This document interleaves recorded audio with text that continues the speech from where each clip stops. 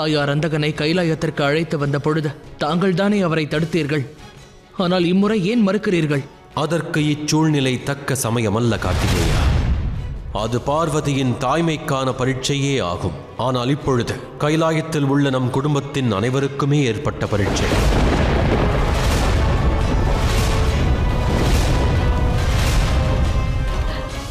நான் ஏற்றுக்கொள்கிறேன். நான் உனக்கு துன்பத்தை அளித்து விட்டேன், உன்னை காயப்படுத்தி விட்டேன்.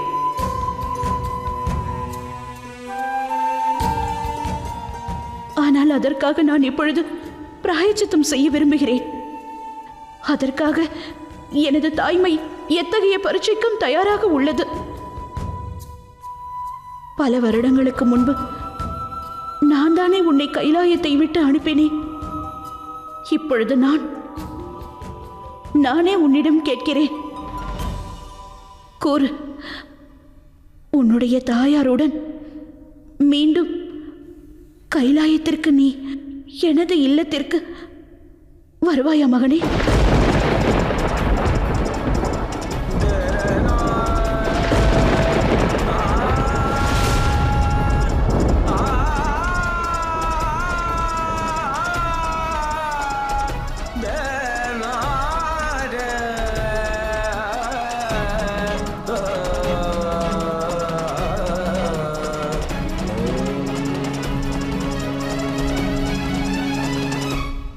அந்தகன் கைலாயத்திற்கு சென்று விட்டான். இன்னும் சற்று நேரம் பொறுத்துக் கொள்ளுங்கள். உண்மையில் உங்களுடைய தாயாரால் உங்கள் அனைவரையும் உயிர்ப்பிக்க இயலாது. ஆனால் உங்களில் ஒரு சிலரையாவது நிச்சயமாக என்னால் உயிர்ப்பிக்க இயலும். நீங்கள் எண்ணுவது போல இந்த செயல் அவ்வளவு சுலபமில்லை அசுரத்தாயே. மகா காளியினால் உயிரிழந்தவர்களை அந்த மகா காளியின் சக்தி மட்டுமே மீண்டும் உயிர்ப்பிக்க வைக்க இயலும். அவள் தன்னுடைய சக்தியினால் என் புதல்வர்களை உயிர்ப்பிப்பான். அதை அந்தகன் செய்ய வைப்பான், நிச்சயம் செய்ய வைப்பான். அப்பொழுதுதான் உண்மையான ஆனந்தம் பிறக்கும். அந்த மகாகாளியின் தாய்ப்பாசமே அவளுக்கு பலவீனமாக மாறிவிடும்.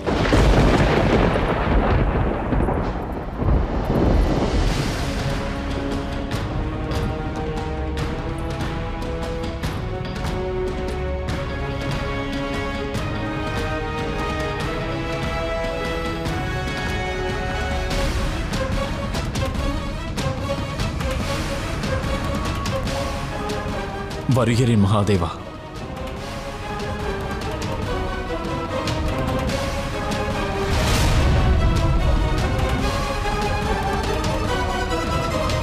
உன் மனதில் உள்ள வேதனைகளை என்னால் உணர முடிகிறது. கடந்த முறையை போன்றே கைலாயத்திற்குள் அந்தகன் நுழைவதை நான் தடுக்கப் போவதில்லை.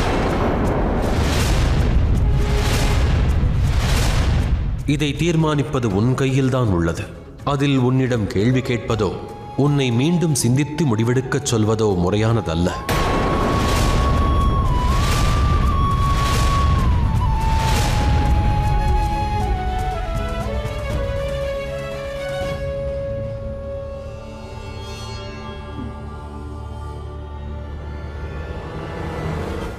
வணக்கம் மகாதேவா.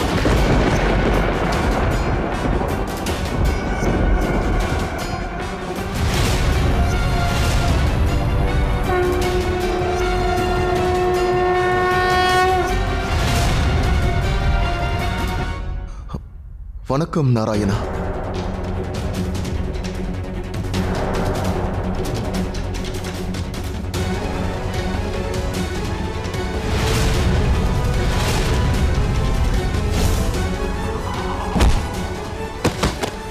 நான் அறிவேன், கடந்த முறை நமக்கிடையே நடந்த சம்பவத்தால் நீ என்னை பற்றி என்ன நினைத்துக் கொண்டிருப்பாய் என்பதை நான் அறிவேன்.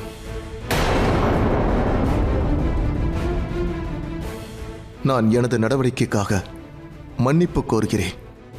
நாம் நடந்த அனைத்தையும் மறந்துவிட்டு புது வாழ்க்கையை துவங்க விரும்புகிறேன்.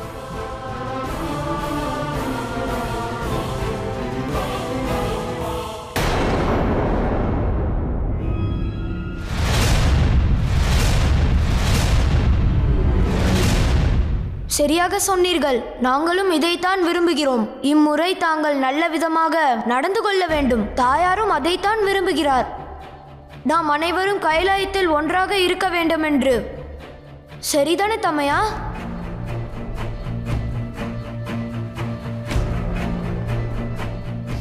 நிச்சயமாக.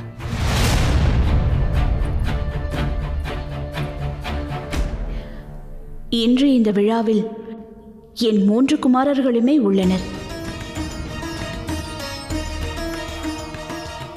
எனது இன்னொரு மகனான அந்தகனின் மறுவருகையை முன்னிட்டு நான் ஒரு யாகத்திற்கு ஏற்பாடு செய்கிறேன். நாம் இந்த யாகத்தை முழுமுதற் கடவுள் கணபதியை வேண்டி ஆரம்பிக்கலாம்.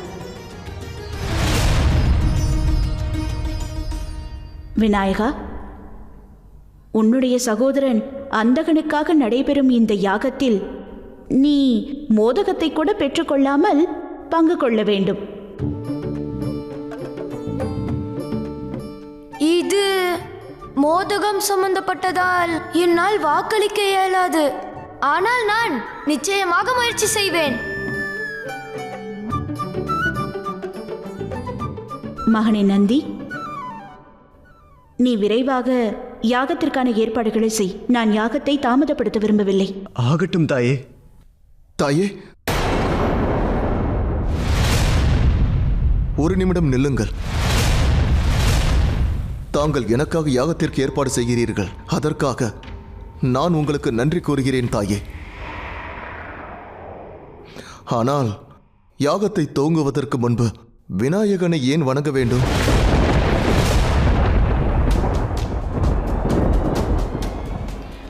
அதற்கு காரணம் என்னவென்றால், நம் விநாயகன் முழுமுதற் கடவுள். நான் அறிவேன் தாயே. ஆனால் நானும் முழுமுதற் கடவுளாக ஆயிருக்க முடியும். ஆனால் எனது திறமையை நிரூபிக்கக்கூடிய வாய்ப்பினை எனக்கு வழங்கவில்லை. ஒன்றை நினைவில் கொள், நல் மார்க்கத்தை தேர்ந்தெடு. மகாதேவா, நான் எனது திறமையை நிரூபிப்பதற்காகத்தான் மீண்டும் கைலாயம் வந்துள்ளேன். எந்த புதல்வனை தாங்கள் கைலாயத்தை விட்டுச் செல்ல நிர்பந்தித்தீர்களோ அவன் இம்முறை தன் தாயை மகிமைப்படுத்த வந்துள்ளான்.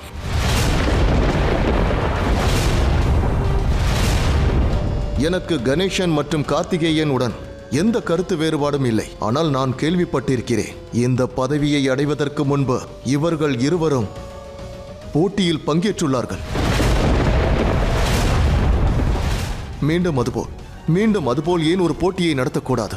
அதன் மூலம் எனக்கும் முழுமுதற் கடவுளாவதற்கும் தேவர்களின் சேனாதிபதி ஆவதற்கும் வாய்ப்பு கிடைக்கலாம்.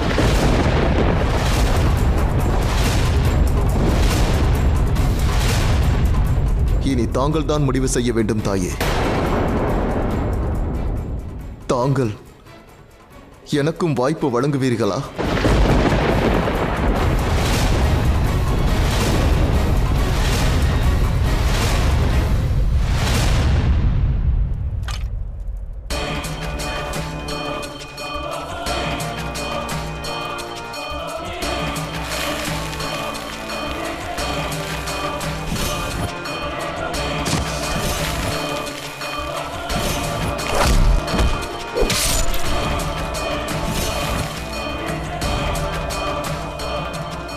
சும்பா நிசும்பா, உங்கள் தாய் உங்கள் இருவருக்கும் வாக்களிக்கிறேன்.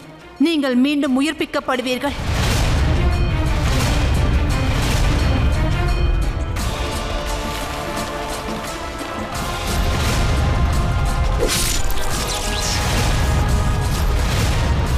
நீ மீண்டும் உயிர் பெறுவாய் மகிஷாசுரா.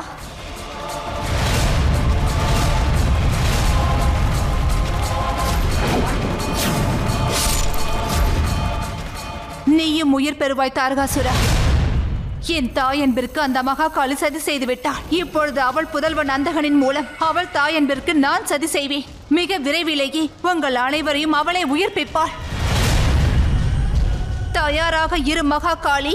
ஏனெனில் இம்முறை என் புதல்வர்கள் மீண்டும் உயிர் பெற துவங்கும் பொழுது உன்னுடைய அழிவும் துவங்கிவிடும்.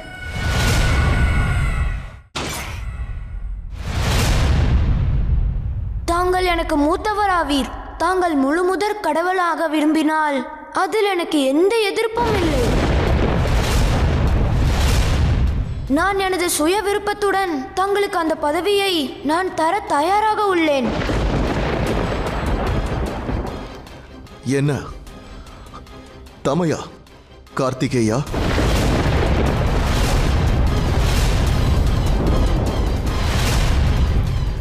மகனே அந்தகா, நீ இப்பொழுதுதான் கைலாயம் வந்துள்ளாய்.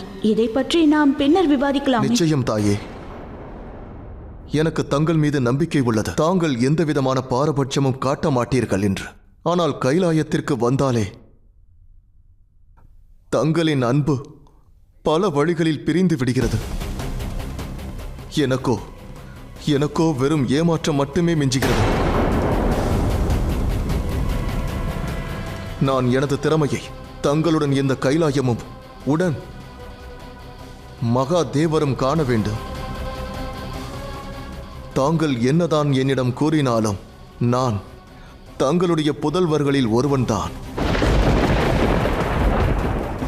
என்னுடைய திறமையை நிரூபிப்பதற்கு நான் முயற்சிப்பது எல்லாம் தங்களுடைய அன்பை பெறுவதற்காக மட்டுமே தாயே.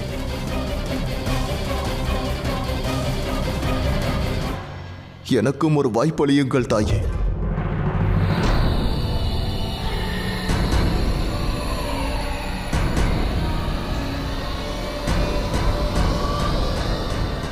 ஆகட்டும். கைலாயத்தில் ஒரு போட்டிக்கான ஏற்பாடுகள் ஆயத்தமாகட்டும்.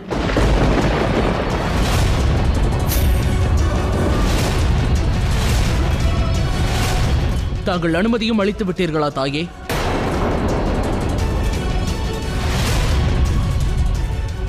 பிரச்சனை எதுவும் இல்லை தமையா. கைலாயத்தில் அனைவரும் சரிசமமாகவே நடத்தப்படுவார்கள். அதிலும் தமையா அந்தகன் சிவனின் அம்சமாவார். அதனால் தாயாரின் முடிவு முறையற்றதல்ல. நாம் இந்த முடிவை மதித்தாக வேண்டும். ஆகட்டும்.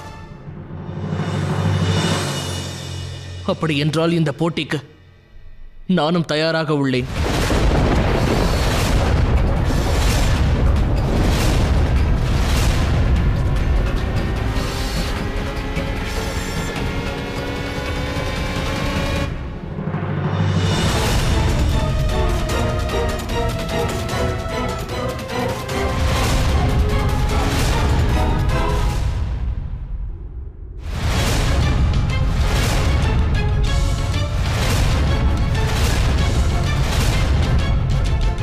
கொடுமையை பார்த்தீர்களா மகாதேவா?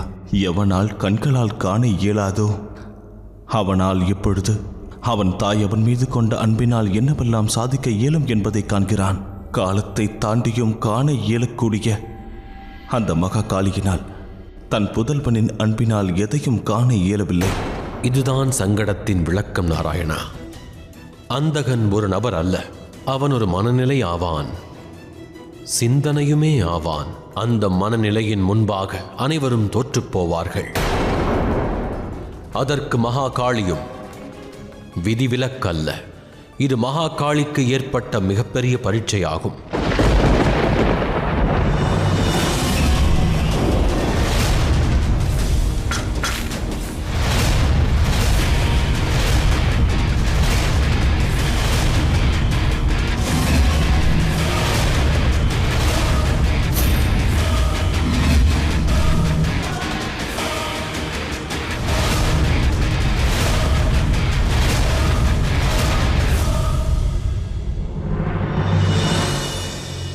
மகாதேவா, ஏனென்று தெரியவில்லை. இந்த போட்டியை நினைத்து என் மனம் எல்லையில்லா கவலை கொள்கிறது. அதை என்னால் உணர முடிகிறது கௌரி. இரு புத்திரர்களும் மோதிக்கொள்ளும் போது எவரொருவர் பாதிப்படைந்தாலும் அவரது அன்னைக்கே அதிக துன்பம். ஆம் மகாதேவா, ஆனால் நான் இந்த போட்டியினால் அல்ல, இந்த சம்பவத்திற்கு பிறகான சம்பவத்தை நினைத்து நான் கவலை கொண்டுள்ளேன். இப்பொழுது நாம் யுத்தத்தை ஆரம்பிக்கலாம்.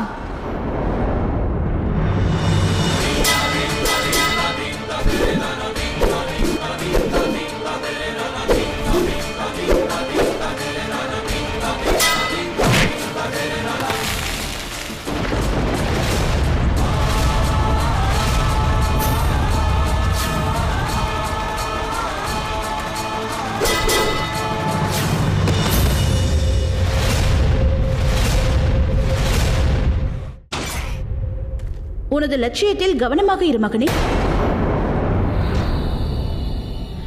அந்தகன் ஏன் என்னிடம் எளிதாக தோற்க விரும்புகின்றான்?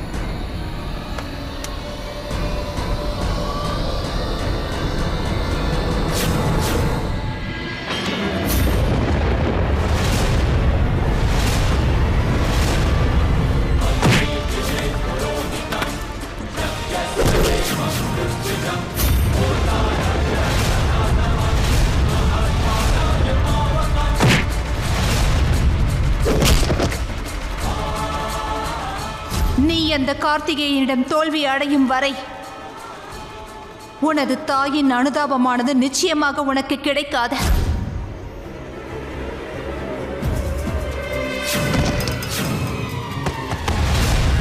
அந்தகா,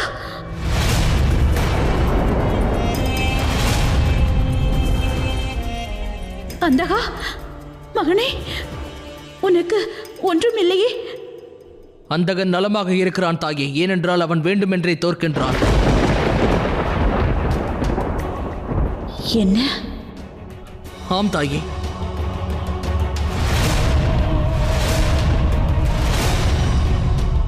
ஏன் இவ்வாறு செய்கிறாய்? உண்மை என்னவென்பதை என்னிடம் கூறு. உன் விருப்பத்தோடு ஏன் நீ என்னிடம் தோற்கின்றாய் அந்தகா? தாங்கள் கூறியது உண்மைதான். கார்த்திகேயனுடன் யுத்தத்தில் தோற்றால்தான் என்னால் என் தாயை எப்பொழுதும் என்னுடன் வைத்துக் கொள்ள முடியும் என்றால் நான் அதற்கு தயார். பதில் கூறு. ஏன் இவ்வாறு செய்கின்றாய்? நான் இங்கு எனது தாய்க்கு எனது திறமையை காட்ட வந்துள்ளேன். உன் முன்னால் நின்று கொண்டு உன்னுடைய உபதேசத்தை கேட்பதற்கு எனக்கு எந்த உடன்பாடும் இல்லை. போதும் போதும் இந்த யுத்தம். இத்துடன் இதை நிறுத்திக் கொள்வோம். இல்லை தாயே,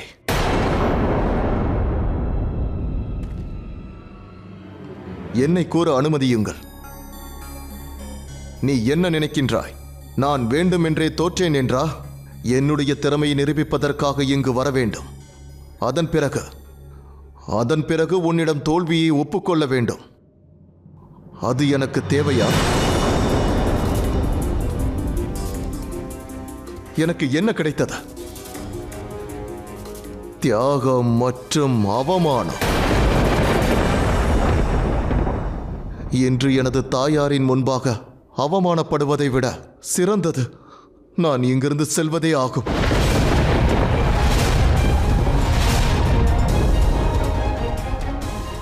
அந்தகா, வேண்டாம் மகனே.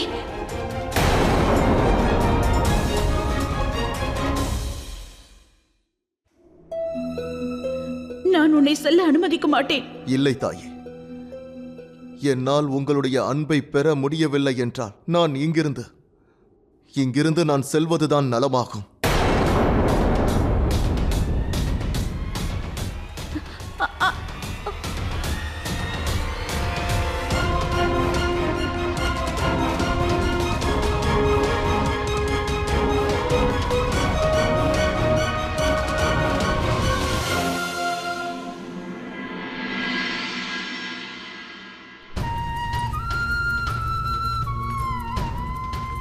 மகாதேவா, என்னுடைய தாய்மை மட்டும் மீண்டும் மீண்டும் ஏன் சோதனைக்குள்ளாக்கப்படுகிறது? கடந்த முறை தாங்களா கார்த்திகேயனா என்று தேர்ந்தெடுக்கும் சூழ்நிலைக்கு உள்ளாக்கப்பட்டேன். இம்முறை அந்தகனா இல்லை என்றால் வேறு ஒருவரா என்ற நிலைக்கு வந்துள்ளேன். ஓடிக்கொண்டிருப்பதுதான் நதியின் கர்மமாகும். அதற்காக பல கட்டங்களை தாண்டி கரடு முரடான பகுதிகளில் ஓடுவதால் அந்த நதியானது தளராது என்று அர்த்தமா? ஆனால் இதுவே கர்மத்தின் பலனாகும் கௌரி. மகா காளியின் வாயிலாக கற்றுக்கொள்ளப் போகும் பாடம் இந்த பிரபஞ்சத்திற்கே ஒரு புதிய சிந்தனையை உருவாக்கக்கூடியதாகும். நீ ஒரு தாய், நல் மார்க்கத்தை தேர்ந்தெடு. அந்தகனின் தீய எண்ணங்களையும் நீயே அழிக்க வேண்டும். அதற்கான வழியை நீயே கண்டறிந்தாக வேண்டும் கௌரி.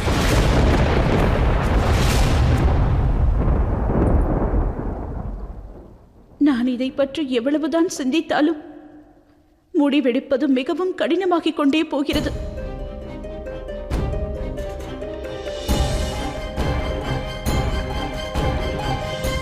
மகாகாலனில் நீ சரிபாதியாவாய். என்னிடம் இல்லாதது உன் வசமே உள்ளது கௌரி. நான் பூரண நம்பிக்கை கொண்டுள்ளேன். எவ்வழியை நீ தேர்ந்தெடுத்தாலும் உனது பயணத்திற்கான முடிவென்பது என்னிடமே வந்தடையும் கௌரி.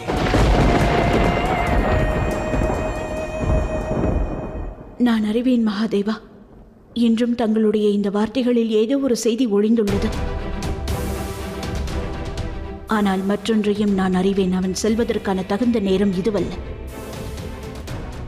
ஆகையால் இம்முறை நான் தங்களிடம் எதுவும் கேட்கப் போவதில்லை. எவர் அறிவார், அந்தகனின் இருள் மற்றும் தீய சக்திகள் அனைத்தும் அழிந்தவுடன் உன் மனதில் ஏற்படுகின்ற தயக்கமும் அச்சமென்ற உணர்வும் அழிந்துவிடும்.